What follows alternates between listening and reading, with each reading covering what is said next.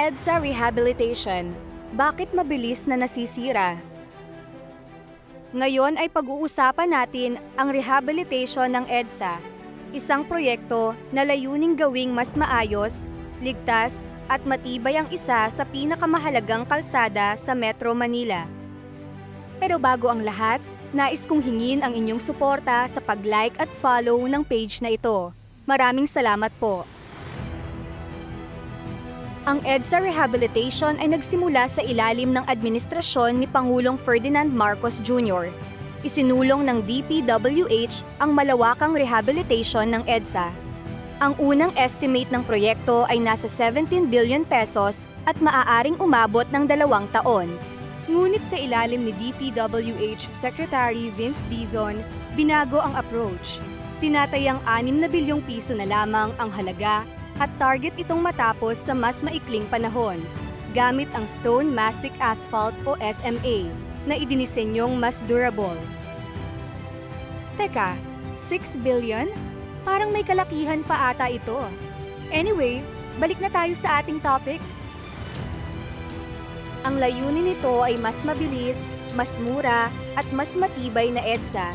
Pero bago natin pag-usapan ang solusyon, may tanong muna.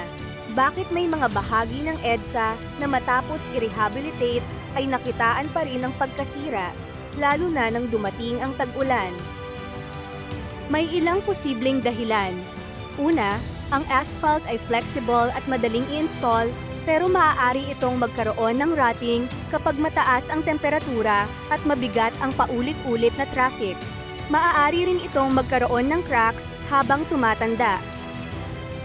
Pangalawa, maaaring may problema sa existing PCCP o concrete pavement sa ilalim. Kung may cracks o structural deficiencies ito, maaaring maapektuhan ang bagong asphalt overlay. Pangatlo, mahalaga ang bonding o tack coat sa pagitan ng PCCP at asphalt. Kung hindi maayos ang surface preparation o bonding, maaaring magkaroon ng movement o slippage sa pagitan ng layers. Pang-apat, maaaring makaapekto ang compaction, asphalt mix, thickness, at construction quality. At syempre, hindi natin maaaring kalimutan ang napakataas na traffic loading ng EDSA. Pero sa lahat ng ito, may isang factor na maaaring magpalala sa karamihan ng problema. Ito ay ang tubig. Kapag tag-ulan at hindi mabilis na nailalabas ang tubig, maaari itong maipon at pumasok sa cracks, joints, edges, at pavement layers. Kapag naapektuhan ang supporting layers at sinabayan ito ng bigat ng buses, trucks at iba pang sasakyan, mas mabilis magkaroon ng deformation at cracking. Dahil sa tubig, humihina ang pavement support. Dagdagan pa ng heavy traffic na nagdudulot ng cracks at deformation sa kalsada. Kaya mas maraming tubig ang pumapasok, mas mabilis na pagkasira. Kaya ang tubig ay hindi lamang simpleng epekto ng ulan. Maaari itong maging trigger na nagpapabilis sa mga kahinaan ng pavement. Dahil dito, hindi sapat na tingnan lamang ang kalidad ng bagong asphalt. Kailangang tingnan ang buong pavement system. Ang asphalt, existing PCCP, bonding, compaction, pavement thickness, traffic loading, at higit sa lahat, drainage.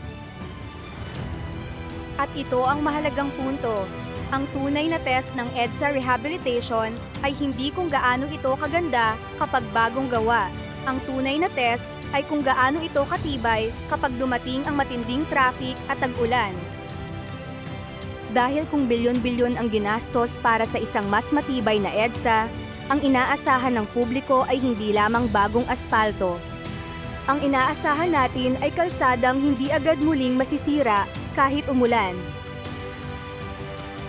Bilang pangwakas, sana ang proyektong ito ay hindi nagkaroon ng anumang korupsyon na ang taong nasa matataas na pwesto ng gobyerno ang mas makikinabang dito at hindi ang taong bayan. Sana ang anomalya sa mga flood control projects noon ay nagsilbing leksyon upang wakasan na ang korupsyon sa mga construction projects ng gobyerno at muling maibalik ang tiwala ng publiko sa ahensya ng DPWH. Ikaw, sang-ayon ka ba sa mga napakinggan mo? Pwedeng pakikomento naman ito sa ibaba para sa diskusyon. Hanggang sa muli at magkita-kita ulit tayo sa susunod pang mga video.